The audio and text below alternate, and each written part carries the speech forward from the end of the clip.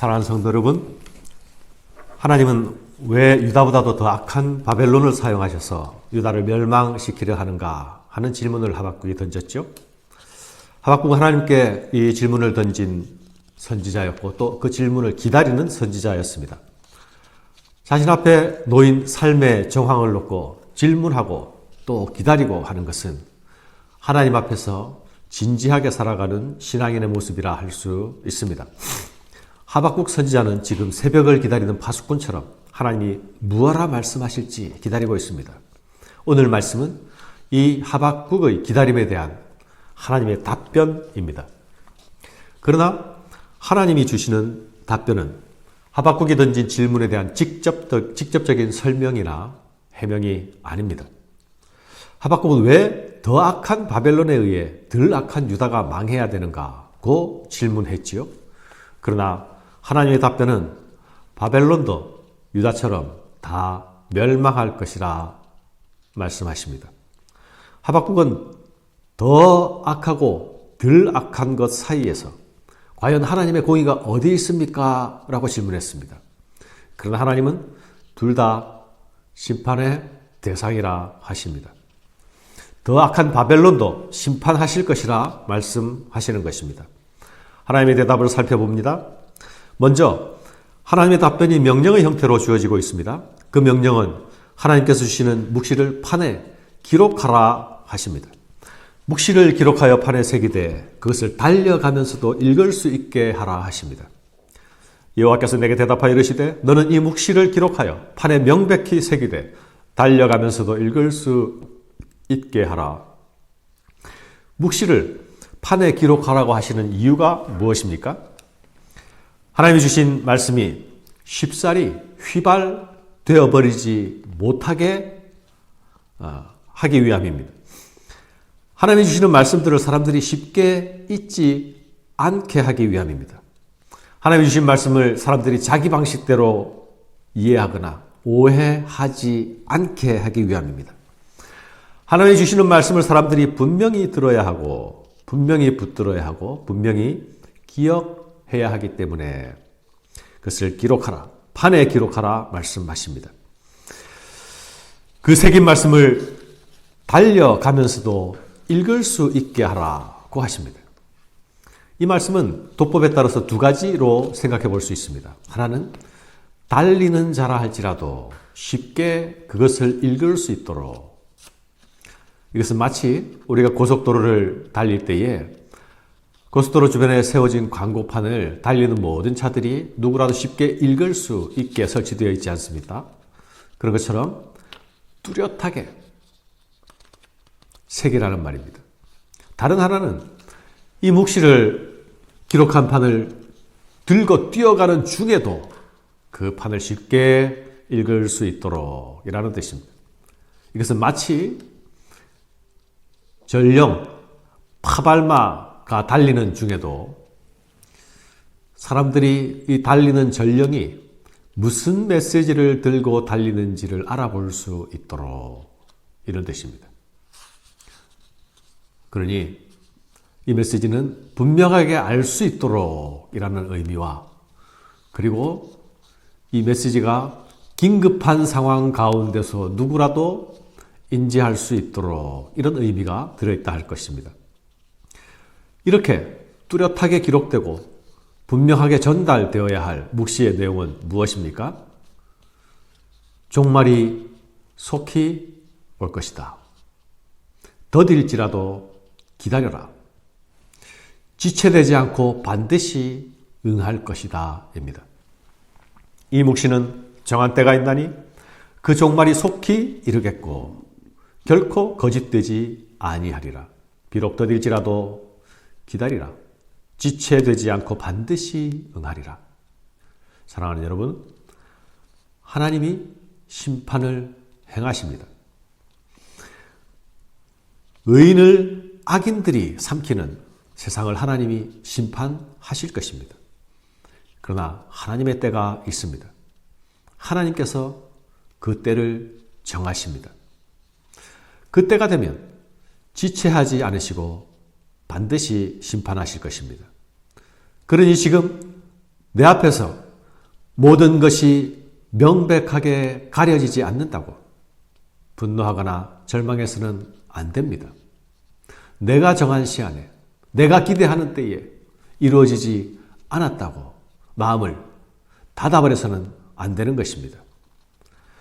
내가 지금 바라보고 있는 명백한 악들을 하나님은 보지 못하시겠습니까?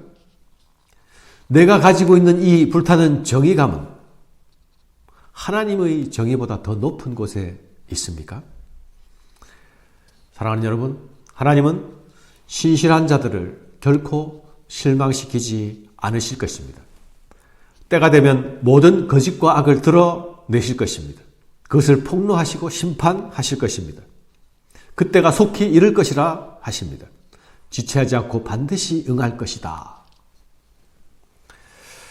사랑하는 여러분, 우리의 눈에는 혹 이것들이 더디게 여겨질 수 있습니다. 그래서 하나님 어느 때니까 라고 탄원의 기도를 올려드릴 수도 있습니다. 그러나 여러분, 우리는 하나님의 시간은 우리의 시간과 다름을 인정해야 합니다. 그리고 우리의 시간보다 하나님의 시간이 완전하다는 것을 인정해야 합니다. 하나님께서 지체되지 않고 반드시 응하리라 말씀하시면 인내를 가지고 성실함으로, 신실함으로 기다려야 합니다.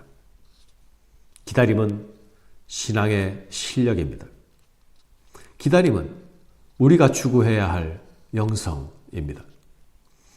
많은 신앙의 사람들이 이 기다리는 일에 실패를 경험했습니다. 기다림의 실패는 믿음의 실패입니다. 기다리는 사람은 하나님의 신실하심을 끝까지 놓지 않는 자입니다. 악인은 반드시 벌을 받을 것입니다. 그리고 그때는 하나님이 정하십니다. 그러니 우리는 기다려야 합니다. 벌 받아야 할 악인들이 의인들을 꿀꺽꿀꺽 삼키고 있는 세상에서 의인은 무엇을 해야 합니까? 의인에게 요구되는 것은 무엇입니까? 하나님의 말씀은 의인은 그의 믿음으로 살리라 말씀하십니다. 보라, 그의 마음은 교만하여 그 속에 정직하지 못하나 의인은 그의 믿음으로 말미암아 살리라. 의인은 믿음으로 살리라는 이 말씀은 수많은 하나님의 사람들에게 용기를 주고 영감을 불어 넣어준 말씀이 아닙니까? 하박국은 왜 악인들이 벌을 받지 않느냐고, 하나님의 정의는 과연 어디 있냐고 볼멘 질문을 던졌습니다. 입술을 삐죽거리면서 하나님께 말했습니다. 그러나 하나님께서 주시는 말씀은 이것입니다. 의인은 그의 믿음으로 말미암아 살리라. 하나님은 지금 바벨론의 악을 보고 계십니다. 그들이 자기 소유가 아닌 것들로 자신들의 부를 삼는 것을 지켜보고 계십니다. 그들이 부당한 이익을 취하여서 그것으로 자기 담을 높이 쌓고 있는 것을 하나님이 다 알고 계십니다. 하나님은 그것을 벌하실 것입니다. 하나님의 때에 반드시 행하실 것입니다. 그러니 의인들은 악인으로 인하여서 실족할 이유가 없습니다. 악인들의 악과 악의 비리만 쳐다보고 있으면 시험에 들기 십상입니다.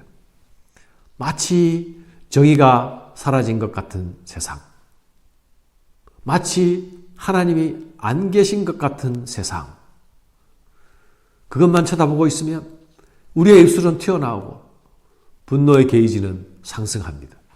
그러나 기억해야 합니다. 종말이 속히 오리라. 비록 우리 눈에는 더딜지라도 지체되지 않고 반드시 응하리라.